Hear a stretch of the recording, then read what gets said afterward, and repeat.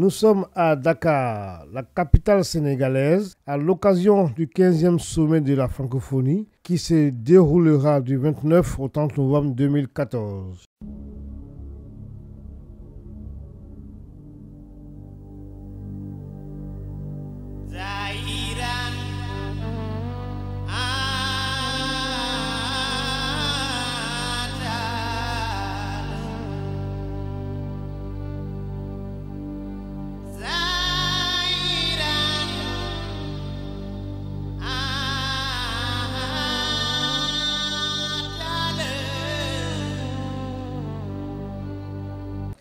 Les chefs d'État et de gouvernement de l'Organisation internationale de la francophonie se réunissent pour définir les prochaines orientations de leur organisation et de statuer sur l'admission de nouveaux pays membres. Ils mettront aussi à profit cette occasion pour élire le prochain secrétaire général de la francophonie. Le premier pays noir indépendant de l'histoire, canadienne devenue homme d'État au Canada, c'est le deuxième atout. Elle a appris, elle a eu une expérience. Et puis le troisième atout majeur, c'est l'atout professionnel, l'expertise. C'est une journaliste, une spécialiste des médias confirmée. Quand vous mettez ensemble ces trois atouts majeurs, son origine, ses actions politiques en tant que chef d'État, et puis son parcours professionnel. Et j'ajouterais un quatrième atout qu'on semble oublier, qu'elle soit une femme, c'est quand même majeur. Et si nous voulons réellement montrer que nos mots s'accommodent bien avec les actions, ici au sommet de la francophonie, où le thème c'est une femme, un enfant, je crois que c'est le moment, plus que jamais, qu'une femme soit élue à la tête de cette institution. Et c'est Mme Michaëlle Jean. L'Institut panafricain des sciences mathématiques, c'est un réseau panafricain de centres d'excellence qui recrute de brillants étudiants africains et qui les forme en sciences mathématiques pour qu'ils appliquent leurs compétences scientifiques et mathématiques aux défis et enjeux de développement auxquels le continent africain est en train de faire face.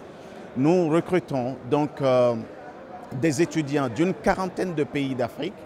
Nous les formons dans 5 pays à travers 5 centres d'excellence pour qu'ils aillent dans des domaines comme la gestion des ressources naturelles, l'épidémiologie, la santé, la technologie et appliquer leur savoir-faire à ces domaines d'activité. Nous pensons que c'est à cette condition que l'Afrique va pouvoir soutenir son développement en développant ses propres capacités techniques et scientifiques endogènes. Nous les recrutons par un processus d'appel à candidature, comme toute université. Et c'est un processus rigoureux, extrêmement sélectif, fondé sur 3 critères. Le premier critère, c'est l'excellence académique. Le deuxième critère, c'est le potentiel de leadership de l'étudiant. Et le troisième critère, c'est l'engagement de l'étudiant à rendre, à donner à l'Afrique, à contribuer au développement du continent et à ne pas s'expatrier pour complètement oublier l'Afrique. C'est un sommet qui se passe, comment dirais-je, à Dakar, au Sénégal. Et de surcroît, le dernier mandat de notre illustre compatriote Abdou Diouf. Donc je tenais à être présent parce que ce qu'on n'a pas réussi à faire durant son mandat présidentiel, on est en train de le faire, c'est-à-dire on est devenus des amis. Et comme il est mon aîné d'1 mois, et à chaque fois il ne s'empêche de le répéter. Mais il n'y a pas que la francophonie, il a été quand même un président, le président du Sénégal. Et tout le monde sait que bon, il a bien rempli son mandat là aussi. Donc l'OIF a été la cerise sur le gâteau. Et je suis sûr que sa mission n'est pas terminée. C'est un événement extrêmement important et je suis très heureuse d'être là avec la délégation que conduit mon président, le président Alassane Ouattara. La francophonie, je pense que ça devient une institution et il est bon de préserver les acquis. Je pense que c'est ça qui est le plus important.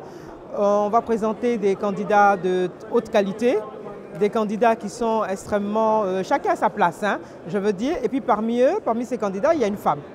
Donc rien que pour ça, nous sommes extrêmement contentes et nous espérons, vu la thématique de ce sommet, qui fait un appel du pied aux femmes. Et j'espère, moi, qu'on aura la chance d'avoir une femme à la tête de la francophonie, tout simplement. Le souhait de la ministre de la Santé que je suis, grande activiste des droits de la femme. Ce n'est pas le souhait de mon pays, mais je remarque qu'il y a une femme, et par solidarité, et je suis contente qu'il y ait une femme. Parce que plusieurs des crises que nous avons vécues malheureusement sont dues également à une absence de développement, à une pauvreté et une absence de perspective. Alors nous devons travailler à éradiquer la pauvreté et à donner une perspective à notre jeunesse. Véritable organisation multilatérale de pays qui ont décidé de mettre leur destinée en commun, de mettre leurs efforts en commun au profit non seulement d'une langue, mais également d'une véritable communauté de culture et d'une communauté humaine. L'impression de la Côte d'Ivoire, écoutez, le président a fait un très grand discours où il a eu un discours panoramique où il a parlé de tous les aspects économiques en ce qui concerne la création d'un vaste marché d'échange au niveau technologique et en même temps de la condition des femmes et de l'emploi des jeunes. Ça a été magnifique. Merci.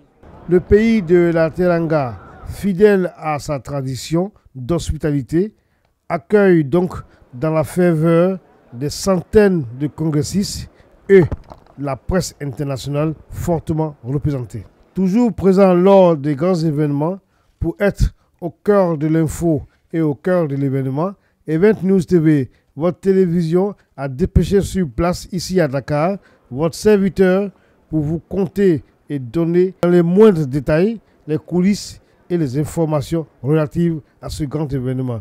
Depuis Dakar pour Event News TV, Tidiane Oula.